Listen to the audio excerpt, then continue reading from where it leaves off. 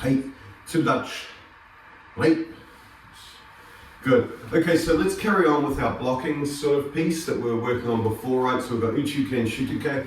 So what we're doing is we're breaking them down to start off with, and what we got through last time was Gerambarai, Agyuke, and Sutuke, right? So those sorts of ideas. So let's just quickly, just to warm up, let's just move through Gerambarai, Agyuke, and Sutuke, just nice and relaxed. So from here, just making your way, stepping forward, Hidadi's ankles touch Gerambarai, remembering you're all going to be stiff. Hey, mate. So just make sure, position, hold, nice and relaxed. Gerambarai coming forward. 2 counts, so 1 halfway, 2 all the way down each. Squeeze up, knee, open. Each, half up, knee, open. Each, half up, knee, open. Ushiro, each, knee, each, knee, each, knee. Good, Agyuke, each, knee, each, knee, each, knee, each, knee. Ushiro, each, knee, each, knee, each, knee. One more, each, knee. Sutuke, each, knee, each, knee, each, knee, each, knee. Ushiro, each, knee, each, knee, each, knee, each, knee. Good, and relax up. Good, so just make sure as you're going through that, even though that's really, should be stupidly simple, double check things like the hand, fist and the thumb off your leg at the end.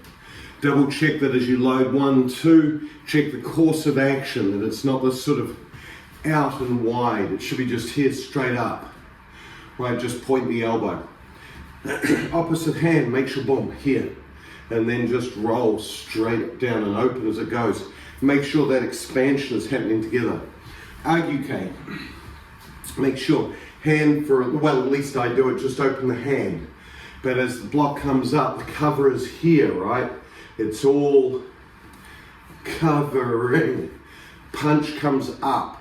It doesn't come across and up. Straight, straight, straight, then rotate, right? Shuto, hand pointing out. Make sure that the humerus is flat, right, or parallel to the ground. Don't let it drop. Keep it up. Hand out, can be open or closed, doesn't matter. Right, this is pointing straight out, creating distance, creating room, creating a block, creating a punch, whatever you want. And then from here, as it comes across, it touches and rotates, right? It's that rotation that makes the block, not the actual, there's almost no movement in the shoulder, right? It's just a drop down. So it's here, this feeling, right? All those things. So now from here, let's move in. Let's move it now 1 count, bop, bop, bop, up and back. But what I want you to do is I want you to make sure that everything closes, so as the legs come together, you reach the halfway point. As you fire out, as the legs come apart, you go out to the final point. It's all one action, right? Like breath, 1, 2, 1, 2, 1, 2. Just that, as you move through, just really think about that timing, think about that action. Gerambarai first. Hey, itch, 1, 2. Knee, 1, 2. Sun, 1, 2.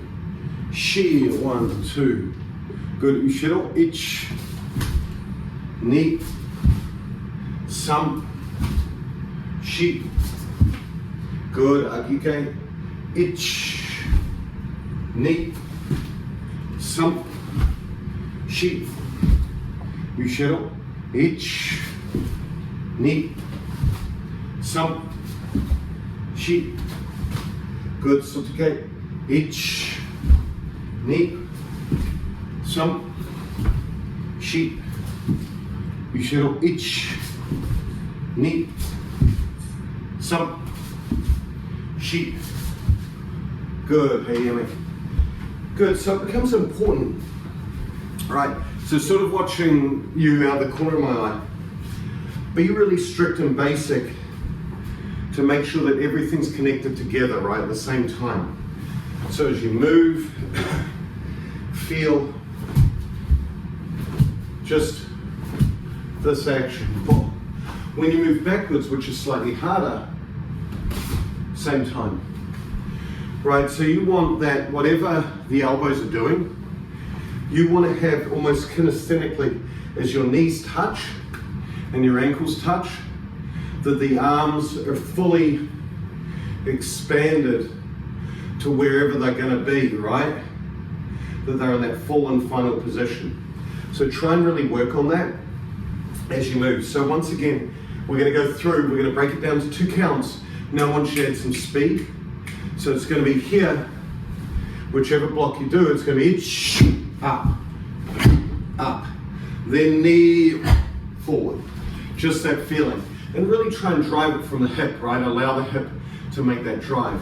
Yeah, I got you, Deanna. As you make, if you load by the ear, that's fine, that's up to you, your choice. But make sure that this is rotating out. Notice how far my hand is rotating out from my body, right?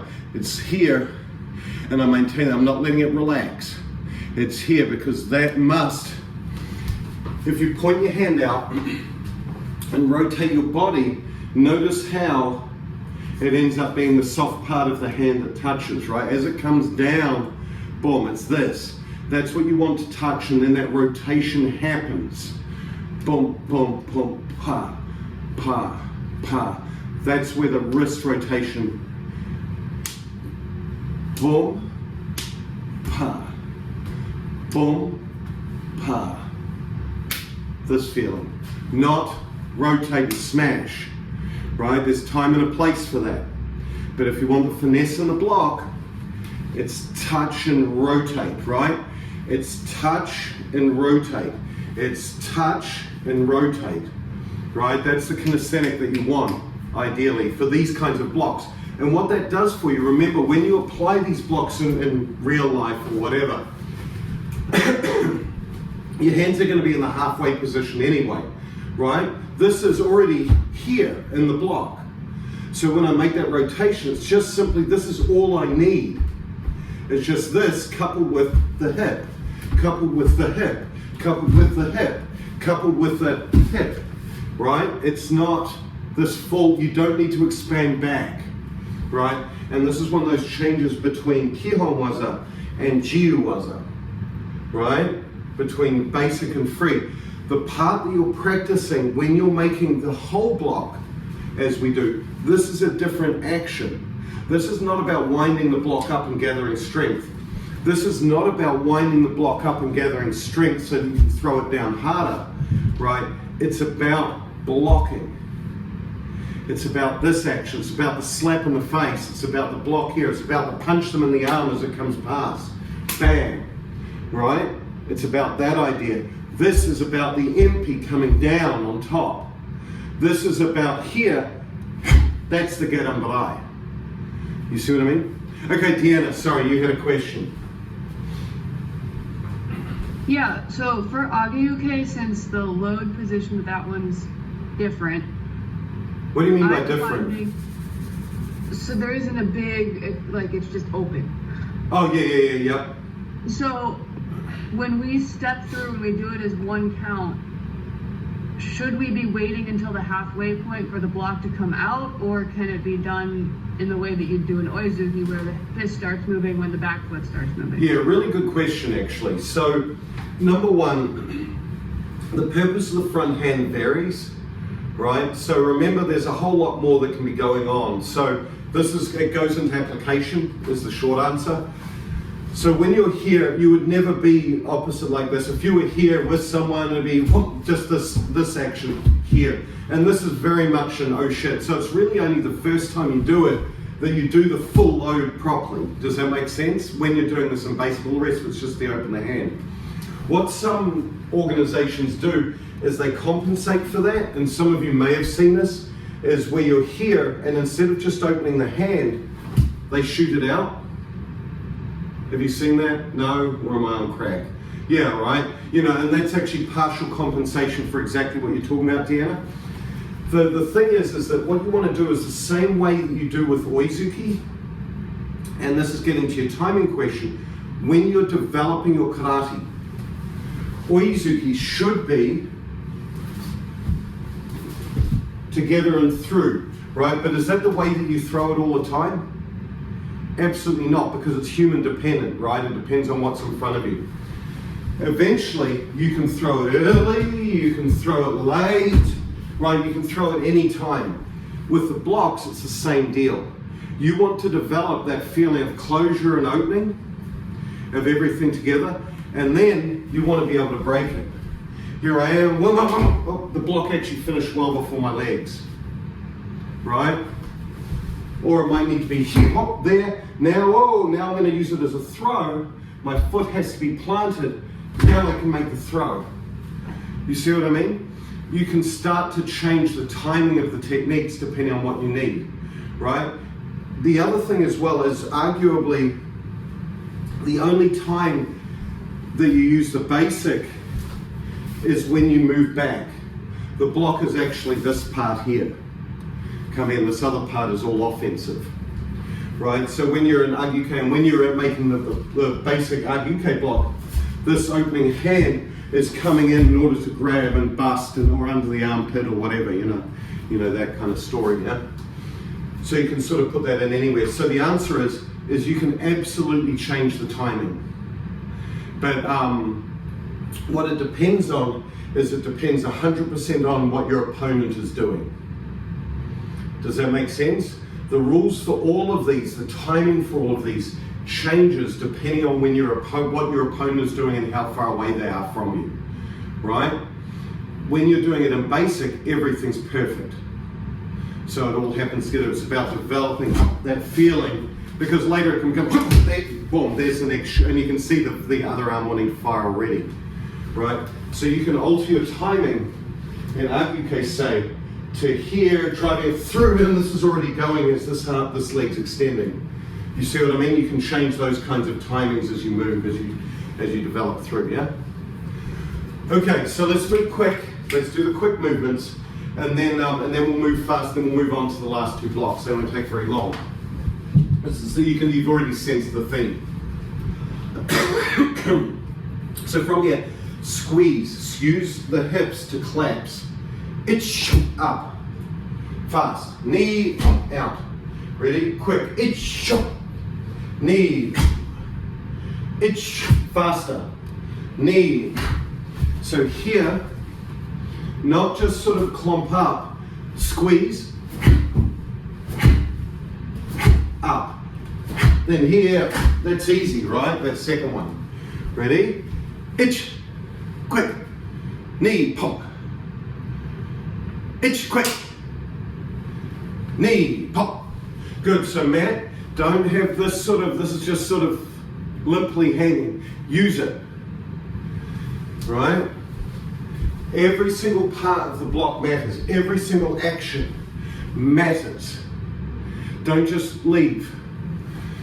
Itch, knee. Good, now you should all moving backwards. From here, it's going to be harder, right? It's going to be here because your weight is now forward centered. It's going to be harder to squeeze up. It's not just lifting the leg. It's not just a squeeze here. It's now going to be this push back. If you push through the knee, that's going to cause a raise in the hip, and it's going to cause you to lug back. What you've got to do is you've got to collapse it in the legs. You've got to collapse it up here to allow the leg to just simply squeeze. So use your shoulders, use your upper body to create that opposite torque. Use this to squeeze, right? Use the chu tendon, if you like, that squeeze to aid in this squeeze and that collapse and the body weight shifting back, because that's where the major movement is, right? The major movement is here to here, and then the back foot just drops back with the hip. That's easy. Does that make sense? Because it's not a weighted movement. Okay, ready? Itch, quick, knee, itch, knee, itch, knee. One more. Hey, itch, knee. Good, hammer. Good, and relax. So does that make sense? That sort of quick action, right? And so what you notice, it's not in the which moves faster here. It's your arms or your legs. Well, it's always going to be your arms.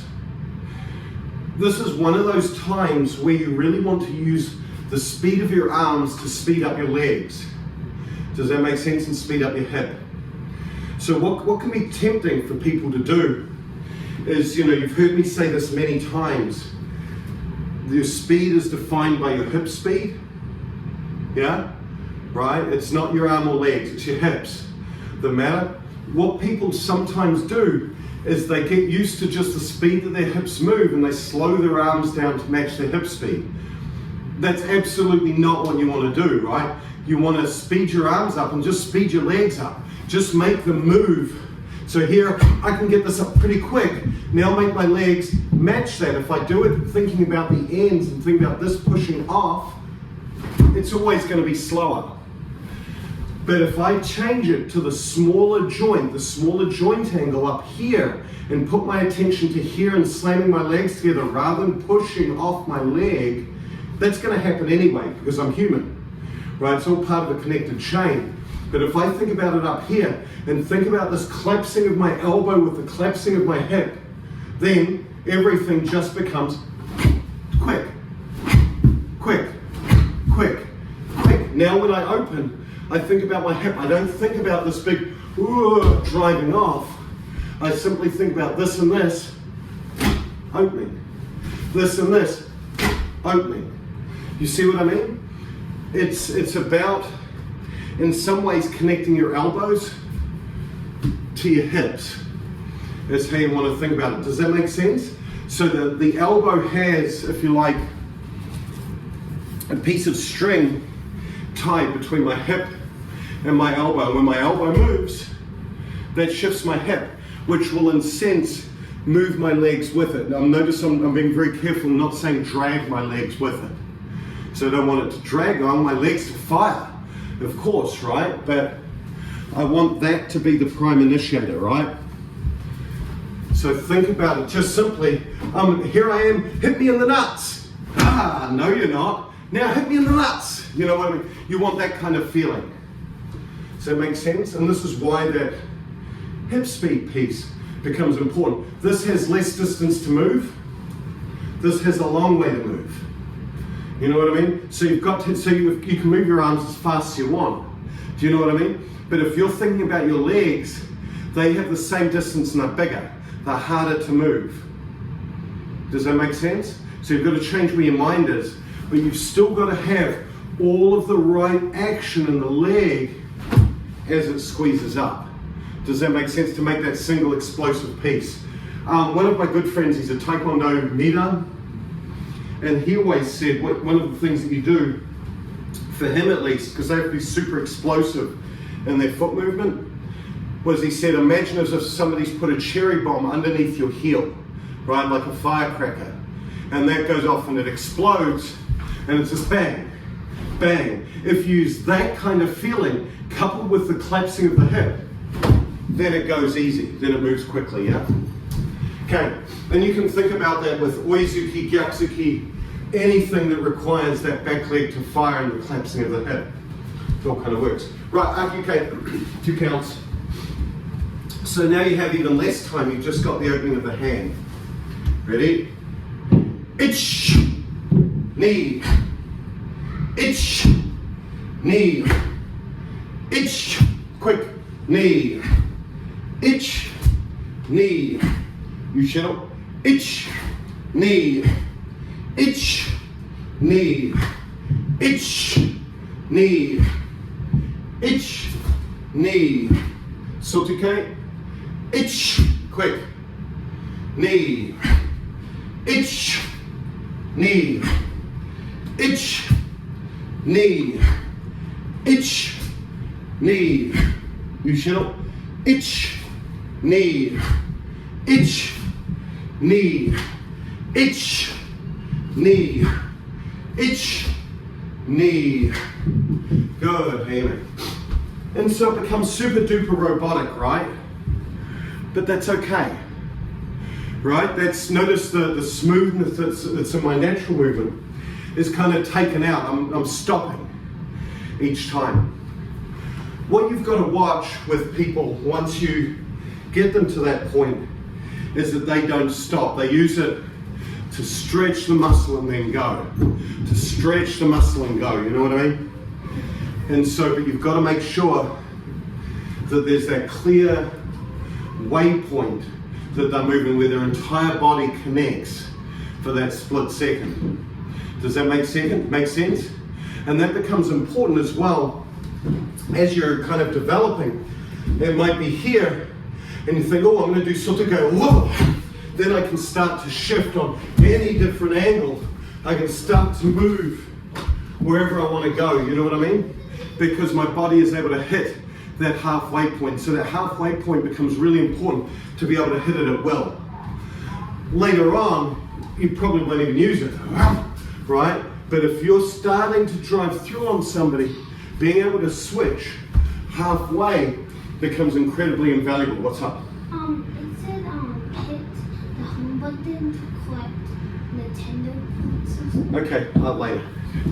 Yeah, so as you make that, make that piece, make that connection, make that central piece and get used to it. Because, with a drill that we did the other day, 1, 2, 3, 4, this kind of idea, it completely relies on the ability of being able to stop on that central point. Okay, Uchi. So Uchi, so when you think of Shuto is direct action, Uchi is reverse action, right? So here, the key point here is number 1, hand goes straight out, open or closed, doesn't matter, right? Opposite hand off the hip, right? So down here, like you're drawing a sword. Don't bring it up under the armpit, because all that does is spectacularly misses anything you were trying to block, right? You've got to make sure you're covering the piece with your forearm at some point. Again, that string is stretched between this hip to here, and you're simply bringing this down to connect in. Boom, this feeling. Straight in. Again, right angles, 1 fist width off, right? All those good points, right? That we talked about last time. And again, it's here, here, here. The last thing that's really important is just like Shuto, if you do it this way, notice how it has an outward action to it, right? Have you ever done Uchi and it never works when you're going front to back and you're hearing, oh, and it just sort of gets caught up on the bicep? The reason is that the block itself is not this action. It's not a push in, it's actually a push outwards. What we try to do is we tend to make this rotation. See how I'm now making it to the side? That's when it gets caught up in the bicep. What you've got to do is you've got to push the block out and away from you. Does that make sense? Not just round, but outward as it makes it. And again, it's just the way the elbow goes to that right angle, from here to the right angle, pushing forward. Again, you would almost never use Uchi in standing straight in front of someone anyway. We've got better things to use. But especially when you're making blocks to the side, pushing it outwards is good. Okay? So let's try. Let's go through 2 moves. A itch, 1 low, 2 itch low, 2 itch low, 2 itch knee, Ushiro, itch knee, itch knee, itch knee, itch knee. Good. So as you move, think about the course of this elbow, the blocking elbow, or the course of the blocking elbow is just here. Notice it's gone further as it comes out. So as you load it, just bring this to the center of your body. So my belly button is right here. Notice my elbow is right above, there we go, I poked it so you can see kind of the hole. Right, my elbow is right there. right above it. It's not over to the side, it's not over this, it's here. It's pushing that same action, that feeling of forward. Does that make sense? You need this to make, just like in Shuto or in Garambarai, you need this, see, directly in line with my belly button, in the basic sense, right? There's reasons later we might cover all the way around and come down, right? But in basic linear movement, straight, here, have that feeling of this pushing forward, then expand it forward. Yeah, Chuck. I just noticed a difference between my two sides, and I see that you've got your hand that's going to block wraps around. Uh-huh. I realize that sometimes on my one side, my arm is straight out. Does it make a difference? It does. Yeah, what you lose something out of it by going just straight like this and then making it come out. You lose that sort of that push of the tricep at the end. So it's here, I bend it, and it's just going to come here. Whereas if I'm here, see, you're losing the action from here to here. That's the difference, right? Okay. So if I'm here, and I can get more of a push, almost that arcing kind of feeling. If I'm here, then it's just a drop of the elbow into the position, and this doesn't really push forward. So I lose that push forward action. Does that make sense? So when's one more useful than the other? If I'm loading here and I just want to break, then I would just go straight, right? But if I want to block and push the person away from me, then I would use this to push out. Does that make sense? So there might be a reason where I'm using, if you look at the in-between action, right, and the application of that, this could be a grab, this could be a gyaku garambarai, right, pushing straight across. You would not bring it to here. Does that make sense? Or if I slap it, boom, boom, boom, to come in, then I would come all the way to here. You see what I mean? So it just depends on what I'm doing. If I'm just this kind of action, which is sotuke, boom, then I would use it there. Does that make sense? So it just depends on what you want to use it for. Both are right. Okay, ready? So really pay attention to this elbow. Don't think of it as a wrap. Again, when you're teaching beginners, think of it as a wrap. But when you're older, think about this elbow here and then bring the elbow forward. The elbow here and then let it expand. The elbow here, then let it expand out. You see what I mean? Make it all elbow centric. All of your blocks, you should be thinking precisely from the elbow. The elbow. The elbow. The elbow. Does that make sense? I'm not worried about my forearm. It's about my elbow to my hip connection is what matters. Because that's where the strength is actually held in the block, yeah? Right, ready? Hey, itch, knee, itch, knee. Try and move quick. Itch, knee, itch, knee. Ushiro. Itch.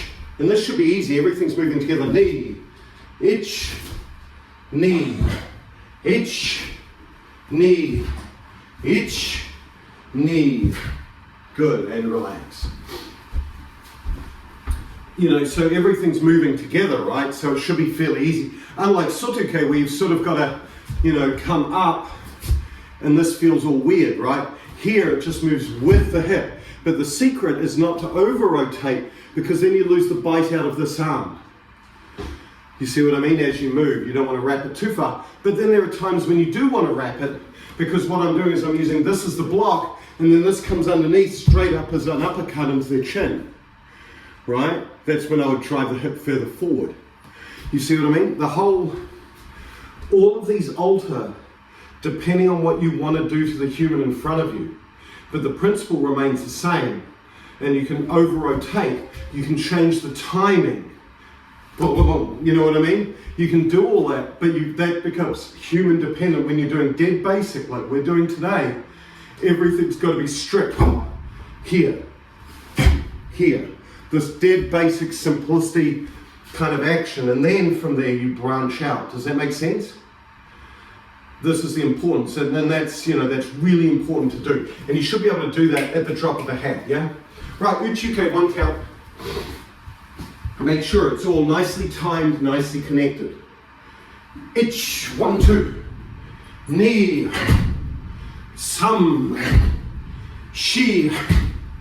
Ich, ni, sam, shi. Good, and relax up. And yeah, the thing that's sort of horrible about it is all of the nice circularity of my movement, all that's gone. Right? It becomes a straight, as far as my elbow's concerned, it's just going,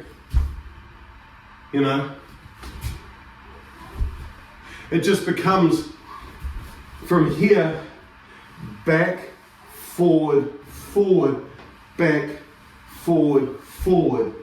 And my forearm's just doing something different. You know what I mean? It just comes, if I chop my arm off here, it's just this idea of click, click, click, click, click, click. You see what I mean? As it goes, as it moves. It just makes this very linear action. You see what I mean? As it moves. Okay, Shuto kokutsudachi. So make sure that the dynamic, the big difference in this is the dynamic of the stance, right? So and I don't want to talk too much about it because we know that Matt has trouble with kokutsudachi. So you've got to remember that kokutsudachi is 70-30, yeah? Your weight is backwards based, right? That's really important. Oh, that's much better. That's good, it's improving. Right, so it's definitely backwards based. It's not forwards based like zenkotsudachi, yeah? So that means that as you move, the moving forward is going to be like moving backwards when you're in zenkotsu, in terms of the weight and the center shifting, right? So when I'm here in Genomrai, it was this nice easy action to zoom up, and I was easy. And then it was the big lug of energy this way. When you're in kokutsudachi, it's the other way around. The big shift forward is here. And then there's almost no shift forward here. It's just the hip firing. Does that make sense? So when you're moving, if you look at it moving forward in kokutsu, clump, then just shut, hook out, is the same as here, big shift back, small hip. You see what I mean? They're exactly the opposite of each other, those two movements, right? Just because of which is the base leg. When I say base leg, the bent leg, the driving leg, yeah? Okay, so the load for this is exactly the same as Genomrai. It's just both hands are open. Make sure center point, as this rotates down, make sure that it comes down and across, so it's here, touch, and rotate at the end. But you don't want it to be this sort of frou-frou-y kind of feeling. Just let it just rotate and it'll hit at the right moment. The block itself, 1 fist width off the body, right angles, same as normal, but make sure that it maintains that. It can be tempting to throw this out towards the opponent. It's not, it's a cross. It's a cross. This feeling. Shuto uke is a cross, tate shuto is out. See the difference? Shutuke, tate shuto. And this is what a lot of people use as shutuke here. So I never understood what, when I was young, they used to tell us, oh, you've got to bend the wrist. And I remember the instructors would be, oh, it's got to be bent, it's got to be bent. They would do this sort of cool action like this. And I always wanted to do it. And they were like, shutuke always has to be bent wrist. It has to be bent when it's tate shuto. Then they would, a week later, they would change their minds and say, no, the wrist must be straight. That's because when the elbow's in, the wrist is straight. Does that make sense? So when you're doing Shuto uke, the wrist remains straight, see? When I'm doing tate shuto, in order to keep the verticalness of my hand, the wrist has to bend. Right? If you're blocking, would you rather use this much area? Or would you rather have all of this as insurance? Hence, Shuto uke, close. Tate shuto, further out. When it's further away from you, you're safer to use the smaller distance because it's got more distance. You can always pull it back if you need to. Right? All missed there. That's good. I can hook it back. Right? And Kanazawa does a version of Shutuke where it literally pushes out and locks down for that purpose. catches and pulls. It catches actually into the elbow and then pulls down. Boom, boom. This feeling, and he does it not through the pull of the elbow, but through a pull and a lock of the back.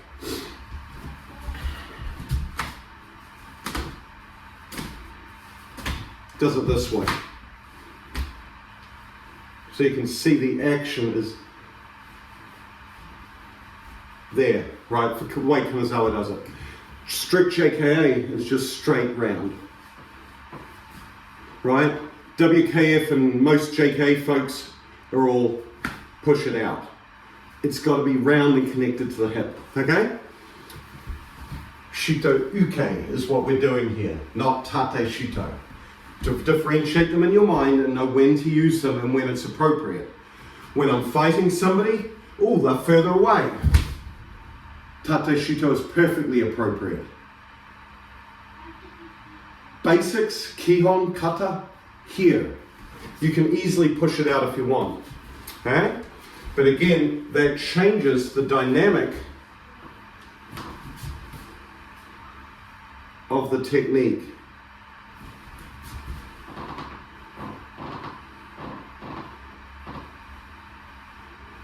You see what I mean? Tate Shuto pushes. Shutuke comes across. Okay, so let's go through. Let's just make the block. So feel elbow, hip, leg. Itch up. Knee. Just expand it. Itch up. Knee.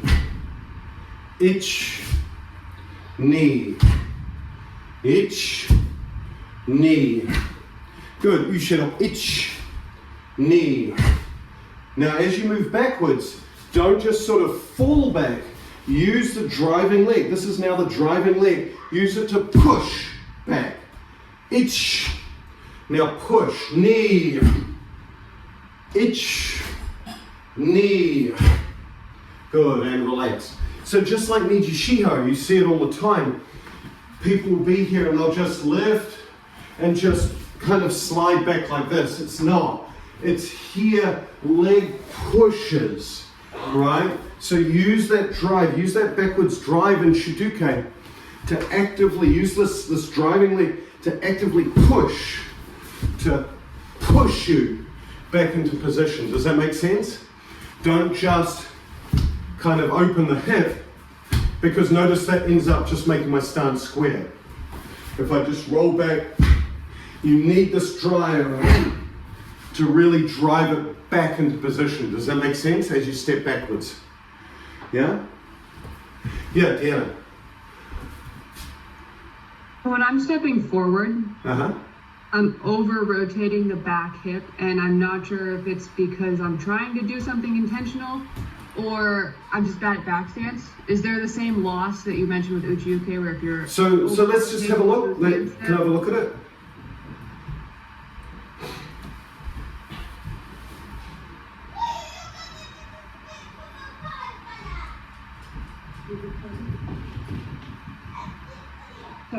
So you're over, extending, that's fine. So there's two ways that you can actually do Shutuke technically. So Leon Sill did it this way. I'm giving you the one that makes the most sense to me. There are actually two ways that I've seen people do basic Shutuke. Okay, and so one of them is taught more commonly than the other. I'm teaching you the more common one right now, which is the halfway point, and that fits the narrative of everything else we've done. Leon Sill does it this way. He's here, and he'll come all the way around. And then what he'll do is he'll just push this leg out. So he'll come all the way around. See my foot position? I almost make that classic T, but my hip is already rotated around and pushed out. Here, all the way around. Wait a minute, I should move back so you can see my feet. So he'll be here, all the way this way. So see how I've actually made the end, my feet are in that classic position already for the block, and then he just pushes it down, all the way around, block. He does it that way. What he's doing there is he's separating out the rotational part of the block versus a linear push. So what he does, as he does that, now I'm not a big fan of it personally, okay, I'm just showing it to you for completeness, is what he's doing here is all of the action of the sweeping block, the load, is completed here.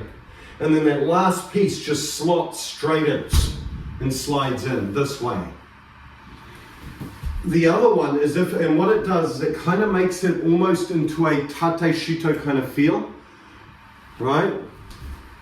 And so I think it's a better application for something like tate shuto when you're driving in. I'm here, I'm fighting, I come up, I make my block, and now I just push into that opponent, you know what I mean?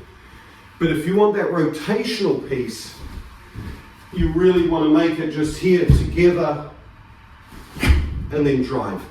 I think both are important to practice because notice I can do both, right? And I can do them both at speed, right? So if I'm here, I do Leon's, twist, push. You see what I mean? That was Leon's one. Basic one is here. You see what I mean? But they have slightly different purposes in the way that you want to use them. Does that answer? Yeah. Ideally, like with everything, do both and be able to do both at speed, you know? And what will happen, Deanna, is that your body will favor one over the other just on how you naturally move.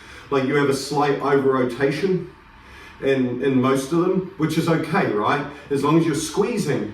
The trade-off and the thing to be aware of is when you over-rotate, what you're taking out of the equation is your ability to use this other hand for stuff, right? When it's in this kind of position, it loses strength, it's not as strong. Versus here, this is like a straight chokuzuki position, right? It's strong left and right, strong up and down. You know, I can use this arm. As it's taken further back, notice you've lost the strength in it. And so that's the trade-off that you get. You're relying on everything happening off the front hand, which is okay. Because maybe what's happened is as you stepped up, maybe they were closer. So when would this be useful? Everyone's like, wait a minute, why is he ripping into this? When is it useful? Maybe in Deanna's mind, it's here I've blocked, I grab hold of them here, and I'm pulling them, using my body as the hikate here, right? And using all of this and then coming down. Because then I don't need the strength, I only need the pulling action, which that's still in play. Does that make sense? Versus here, this is still active, so they're further away from me to start with. Does that make sense? And this is where it matters. This is where that understanding of where your opponent is matters. Notice what we're doing at the moment in the purpose of the last 2 days of class is this is the absolute base neutral, right? There's nothing to say that I can't overextend my hip forward here, but notice now I've just changed how I use that. Make sense? Okay, so let's move through Shuto again. Ready? So, thinking about it, just try and be quick. Think elbow, think hip, connect it up quickly. Ready? Ich, knee, ich, knee, ich, knee, ich, knee, ushiro, ich, knee, ich, knee, ich, knee. One more, ich, knee. Good, and relax up. So one mistake you see in a lot of beginners,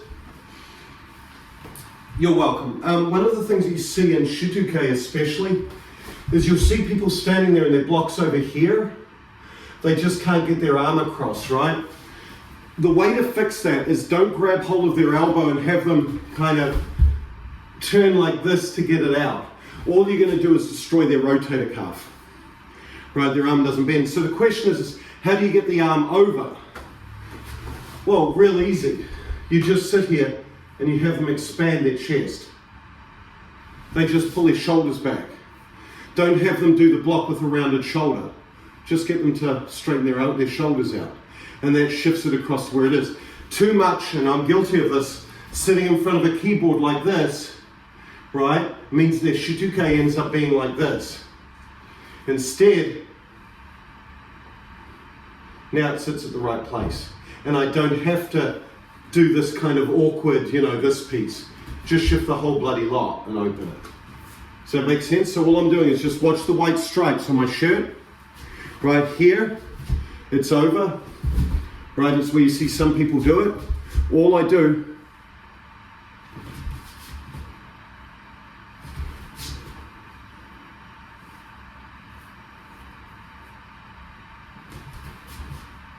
is just simply make that. Does that make sense? And that brings it to where it needs to be. Make sense? Okay, let's move quickly. Matt's thinking, I can tell. Okay, one set up, one set back. Ikyodo, one count. Hey. Ich, ni, sam, shi, ushiro. Ich, ni, sam, shi. Good. Hey there. Good. So it's all about having your body work together, right? Notice how everything about the movement is just that simplicity of closing and opening, and having your body close and open together. And that's one of the things I think as we advance, we neglect, right? So I think I told you on the last class, is that whenever I feel like my karate is getting sloppy, which is all the time, the number one thing I do is I'll go back and do a basic class like this, which is about that opening and closing, to get that timing, that feeling back. And then it doesn't matter whether I'm moving sort of cleverly, you're used to that expansion contraction. You see what I mean? All we're doing here is we're living and breathing the Nijikun, right? Expansion and contraction of movements, blah, blah, blah, right? This is it here, right? But it's not just expanding. We think too much, I think, in terms of the upper body contracting and expanding and contracting, you know what I mean? Rather than thinking of the whole body expanding and contracting. And this is one thing, if you look at, again, recent video footage of Scott Langley, he's doing this a little bit overemphasized, but he's one of the best ones I've seen with that contraction and expansion for the whole thing. And he does it just beautifully with everything opening and closing quickly and fast and clean and sharp. He's one of the best exponents I've seen do that, period. You know what I mean? Because what you want to do initially when you're practicing this is you want to have that feeling of folding around this way and closing the book. Dang it, I got rid of my book. Of opening and closing the book like this. But eventually what you want to be able to do is you want to be able to close the book not just this way, but you want to be able to close it this way, where one part wraps and then the other part wraps. You see what I mean? And that allows you to make these sort of drives round an opponent, right? The way that Steve Ugal does, right? That's what Steve does. He's able to wrap one side and make that contraction, leaving the other side there. Closing the book, instead of it being this way, which we're doing now, doing it this way. You see what I mean? And you can build on that. So what we're going to do is next time, if you're not bored, so on Thursday, let's take the blocks one step further. Let's take them into the what ifs, right? And so what this requires you to do is if you don't have the prerequisite of being able to do these basic actions together, this is green belt stuff, right? If you don't have that prerequisite of just opening and closing at will, then what happens is you can't do the fanciest stuff. The fanciest stuff gets lost, right? Or the body action gets lost. You want to try and keep that body action together. Does that make sense? Because those principles remain. The timing changes, but the principles remain the same. Does that make sense? And you make use of it piece to piece, depending on whether you're moving like this, opposite directions like this, right? Or like this, right? Okay, and so what we'll do is let's stop there for today. Everybody have an awesome Tuesday. Okay, hey, Sudach. Good to see everybody.